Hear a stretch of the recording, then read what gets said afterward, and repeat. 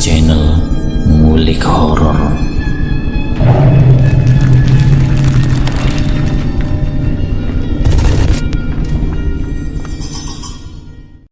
Assalamualaikum warahmatullahi wabarakatuh. Kembali lagi di channel Ngulik Horor. Channel kami menceritakan tentang kisah-kisah misteri. Kali ini saya akan membawakan kisah misteri yang ditulis oleh Ridwan Sinuraya. Kalian juga dapat mengunjungi FB-nya langsung ya. Nanti linknya saya akan sediakan di kolom deskripsinya. Oh ya, di dalam cerita ini nama dan tempat disamarkan semua ya, untuk menjaga privasi pihak yang terlibat di dalamnya. Yuk, daripada kita lama-lama, langsung saja kita simak ceritanya. Bismillahirrahmanirrahim. Kali ini saya akan membawakan kisah misteri yang berjudul Villa Angker. Suatu hari, aku dan 6 temanku yang bernama Adit, Vino, Gusti, Rian, Gilang, dan Farel berencana ingin menjerat burung di sebuah tempat. Tempat itu dulunya adalah laut. Hanya saja beberapa tahun kemudian terjadi penimbunan hingga dibangunnya 3 villa yang berjajar rapi, lengkap dengan kolam ikan hias yang indah. Villa itu berlokasi tidak jauh dari rumahku. Jadi pada hari Sabtu pagi kami berangkat ke sana dengan peralatan seadanya.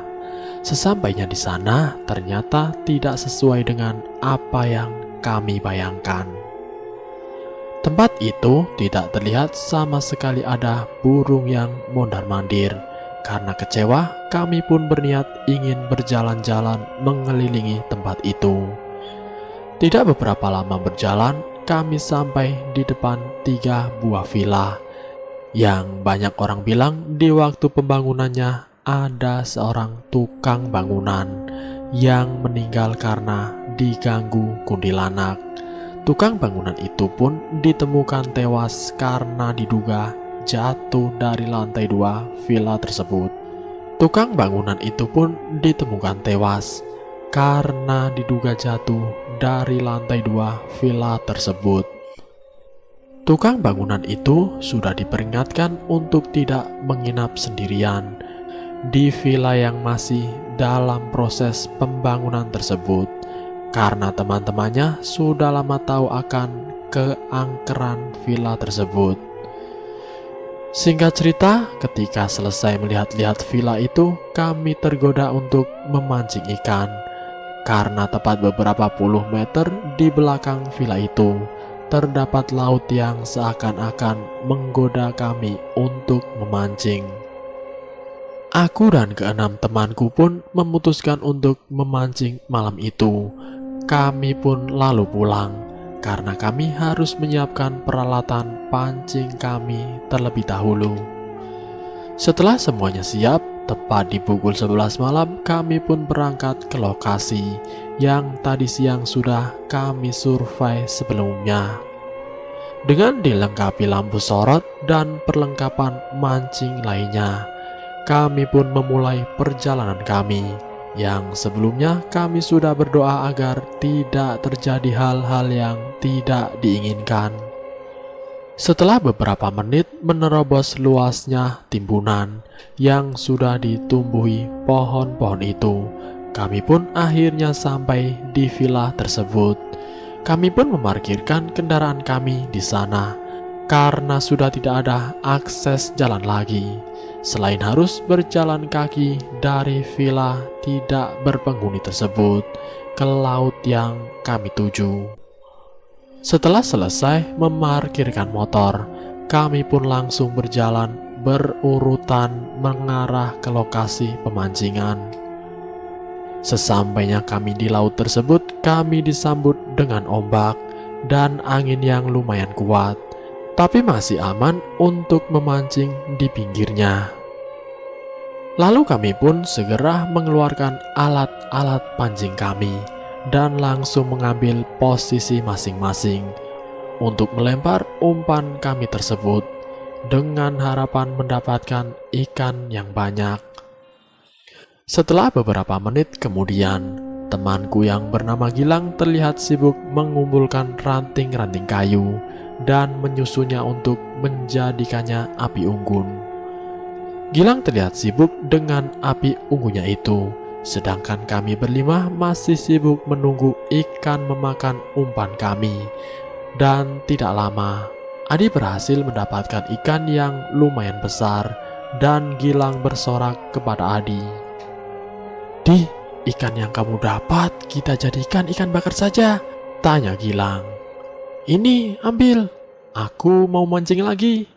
Kamu jadi tukang bakar ikan saja, Lang," canda Adi yang waktu itu senang mendapatkan ikan pertamanya. "Siap, Bos," Gilang pun menjawab. Kami semua pun tertawa melihat Gilang yang sekarang sibuk membakar ikan dan melupakan pancingnya yang sudah dari tadi ditarik oleh ikan. Vino yang waktu itu berjarak lumayan jauh dari kami semua tiba-tiba berteriak histeris karena katanya dia melihat ada yang baru saja melintas di sampingnya. Kami semua yang sebenarnya sudah merasa dari tadi cuma saling tatap tanpa mau membahas hal itu. Dan karena suasana semakin tidak nyaman, kami pun sepakat pindah ke depan sedikit, tapi tidak dengan Gilang. Dia masih tetap mau di situ dan masih sibuk membakar beberapa ikan hasil tangkapan kami. Kami pun tetap ingin pindah dan membiarkan Gilang sendiri. Memang kami pindah tidak terlalu jauh, hanya sekitar 50 meter dari tempat kami sebelumnya. Tepat di pukul 2 dini hari, Gilang datang ke tempat kami sambil membawa semua ikan yang sudah dibakarnya dari tadi. Kami pun langsung berhenti memancing dan bersiap untuk makan. Dan sebagian dari kami menyiapkan air hangat untuk membuat kopi dan teh yang kami bawa dari rumah. Tapi semenjak itu, Gilang sudah berperilaku aneh. Dari 7 ekor ikan yang dia bakar, ada salah satu ikan yang dia bakar utuh, sama isi-isi perut dan kotoran ikan itu. Dan katanya itu khusus untuk dia sendiri. Kami yang sudah merasa Gilang dirasuki penunggu tempat tersebut hanya diam dan saling senggol. Tidak lama Gilang mengambil nasi dengan beralaskan daun pisang yang sudah kami bawa dari rumah. Setelah itu dia pun pergi lagi ke tempat di mana dia membakar api unggun tadi. Kami melihatnya heran dengan tingkah lakunya yang sudah aneh dari awal kami datang tadi. Terlebih lagi ketika kami melihat Gilang seperti sedang asik mengobrol dengan seseorang di tempat dia membuat api unggun itu. Padahal jelas sekali dia hanya sendiri di sana. Aku yang khawatir takut terjadi apa-apa dengan Gilang, langsung mendatanginya. Dan ketika aku sampai, dia sedang memakan ikan beserta kotoran ikan itu. Aku pun sangat merasa jijik dan mual melihatnya lahap sekali memakan kotoran ikan tersebut. Setelah berada tepat di hadapan Gilang, aku pun bertanya, "Lang, kamu ngobrol sama siapa tadi?" tanyaku. Gilang diam 1000 bahasa, tidak ada jawaban. Perasaanku semakin tidak enak dengan Gilang. Aku pun langsung memegang pundaknya dan sambil membacakan Al-Fatihah, ayat kursi dan surat-surat Muawwidzataini. Gilang terlihat gelisah saat aku mencoba meruqyahnya. Tidak lama teman-temanku datang dan membantu memegang Gilang yang sudah terlihat melotot dan menjulurkan lidahnya seperti ingin menerkamku. Aku yang waktu itu tetap fokus melanjutkan bacaanku, sedikit merasa ada yang memperhatikan kami dari jauh. Tidak lama Gilang pun tersadar dan dia kaget bercampur bingung. "Kenapa badanku sakit semua? Aku kenapa? Woi?" tanya Gilang.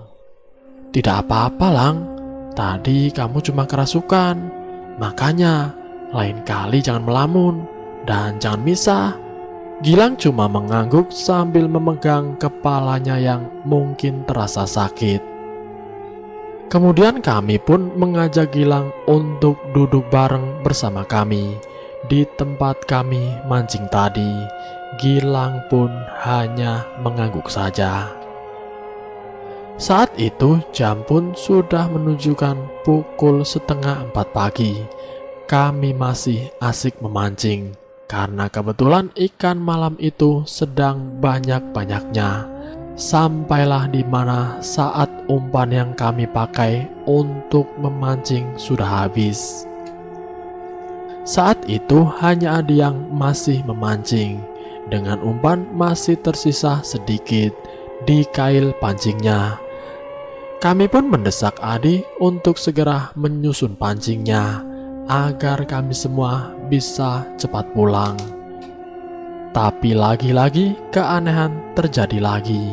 Ketika pancing Adi ditarik ikan, Adi pun langsung membalas perlawanan ikan itu. Dan tidak lama ikan itu berhasil diangkat ke darat. Setelah melepaskan kail di mulut ikan itu, Adi langsung melemparkan pancingnya ke laut lagi. Padahal kami semua tahu di kail pancingnya sudah tidak ada umpan yang tersisa sedikit pun. Tapi tiba-tiba pancing Adi ditarik ikan dan Adi menarik ikan itu ke darat. Dan begitu seterusnya sampai 4 atau 5 kali. Kami pun saling tatap melihat keanehan di depan mata kami. Dengan cepat aku dengan 2 temanku yang lain menarik tangan Adi dan memaksanya untuk pulang. Tapi Adi marah dan menatap mata kami satu persatu, lalu berbicara bahasa Jawa seperti sangat marah. Kami yang khawatir langsung memegang badannya dan membaringkannya di pasir dan langsung memulai ruqyah. Setelah beberapa menit meruqyah Adi, akhirnya dia sadar dan tanpa basa-basi kami langsung mengajaknya untuk pulang. Kami pun langsung mengemas semua peralatan kami dan mengumpulkan sampah bekas makan kami tadi. Dan kami pun langsung berjalan berurutan ke arah villa tempat kami memarkirkan motor kami. Setelah sampai di parkiran, kami langsung bergegas untuk pulang. Tapi baru beberapa meter kami berjalan, tiba-tiba tepat di pohon besar yang berada tidak jauh dari kami, terdengar suara cekikikan Mbak Kunti yang membuat kami panik dan saling berpencar. Tapi syukurlah akhirnya kami berhasil keluar dari tempat itu dengan selamat. Dan kami pun pulang ke rumah masing-masing. Kami mengira semua gangguan itu sudah selesai, tapi ternyata kami salah. Gilang ternyata masih diganggu. Gilang pun bercerita ketika ia sampai di rumah, dia langsung masuk ke kamar dan bermaksud ingin langsung tidur. Tidak lama setelah dia tertidur, dia pun bermimpi didatangi oleh ratu yang menggunakan kebaya hijau lengkap dengan mahkotanya dan dikawal 3 prajurit yang lengkap dengan segala atributnya. Di dalam mimpi itu, Gilang menggambarkan bahwa dia, ratu dan 3 prajurit itu seperti sedang berdiri di atas air laut, dan ratu itu seperti sedang memaki-makinya. Tapi Gilang mengaku tidak mengerti dengan apapun yang diucapkan ratu itu kepadanya. Tak lama Gilang yang saat itu tertidur di dalam selimut, yang sampai menutupi seluruh anggota tubuhnya lalu terbangun. Dan dia keluar dari kamar dan melihat hari sudah terang. Dia pun mencari ibunya yang ternyata sedang ada di dapur. Tapi keanehan yang luar biasa terjadi. Saat itu dia menegur ibunya, tapi ibunya tidak seperti tak sama sekali mendengarnya. Dan dia pun mencoba menyentuh tubuh ibunya itu, tapi ternyata tangannya seperti tembus, tidak dapat menyentuh ibunya. Gilang pun menangis karena berpikir dia telah mati.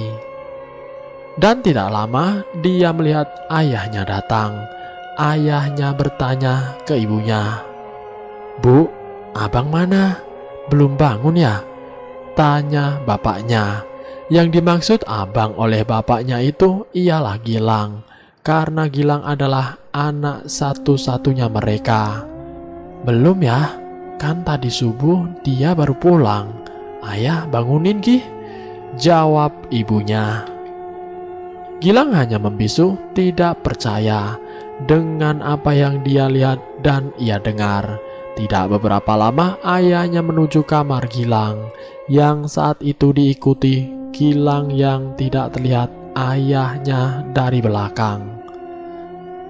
Betapa kagetnya Gilang melihat dirinya masih berbaring di dalam selimut, dan itu membuat Gilang berteriak karena bingung dengan apa yang telah terjadi. Bapaknya Gilang pun mencoba membangunkan Gilang, tapi usaha itu sia-sia. Gilang yang tertidur itu tidak kunjung bangun.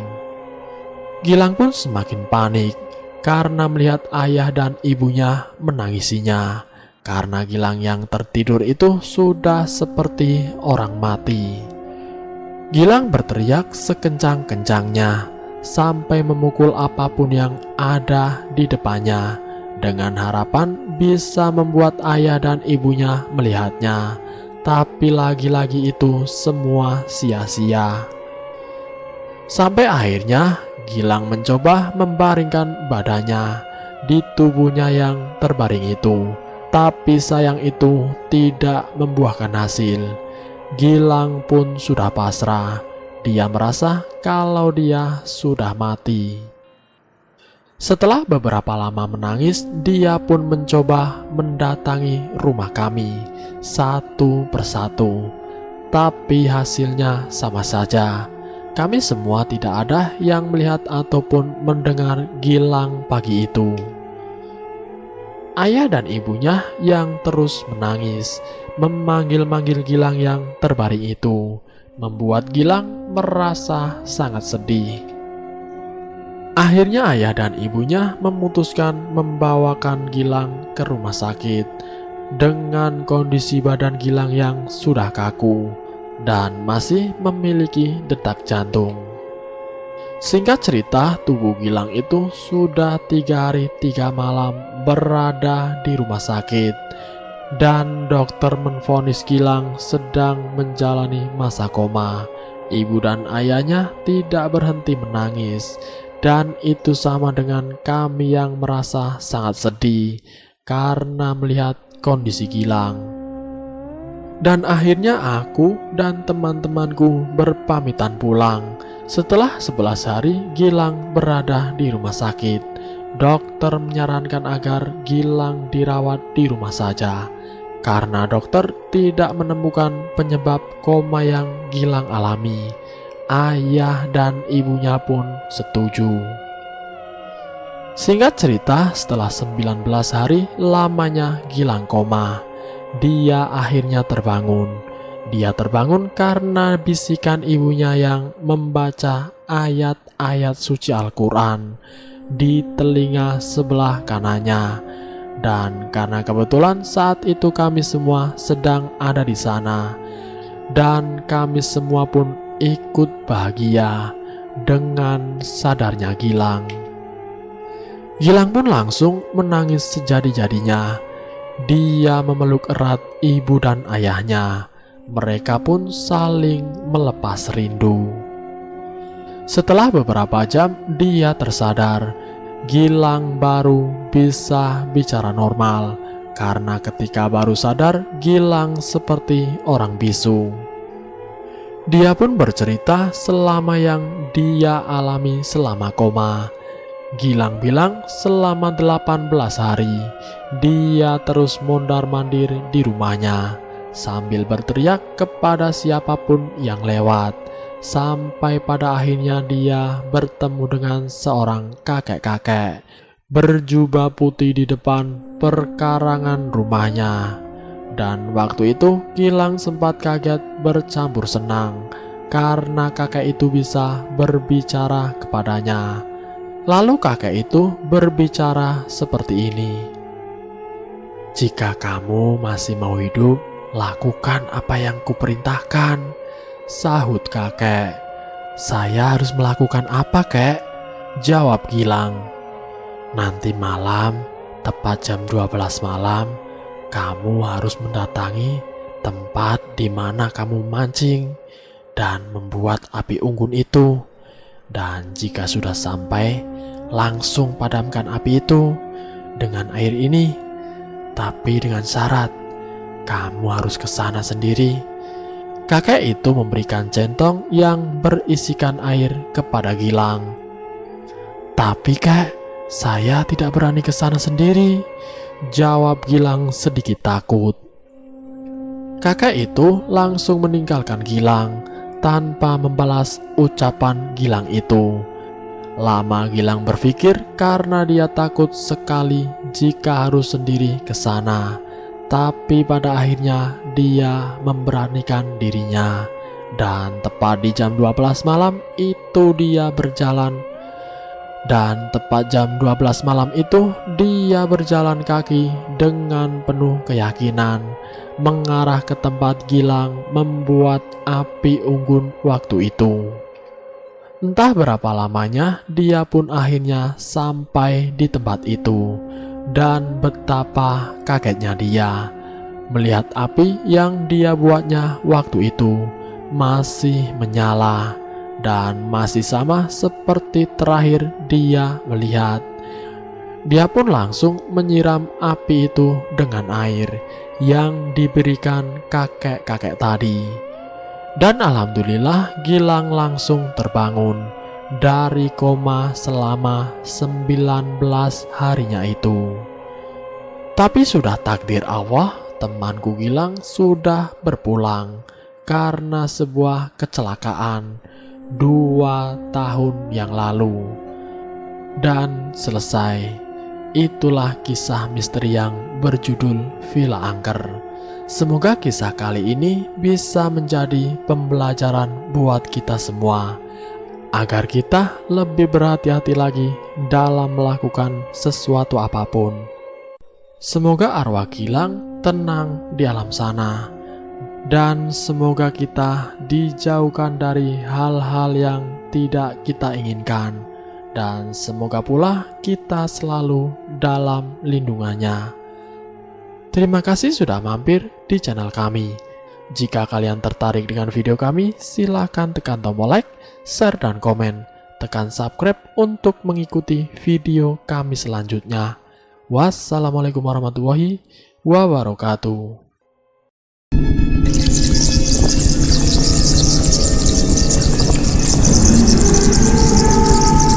Selamat datang di channel Ngulik Horor.